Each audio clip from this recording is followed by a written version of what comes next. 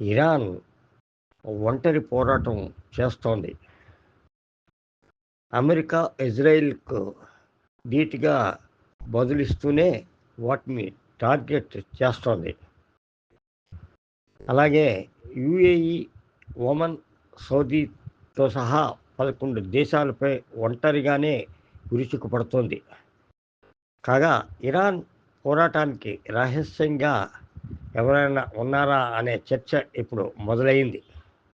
అయితే చైనా సాయపడుతోందని అంతర్జాతీయ కథనాలు వెల్లడవుతున్నాయి.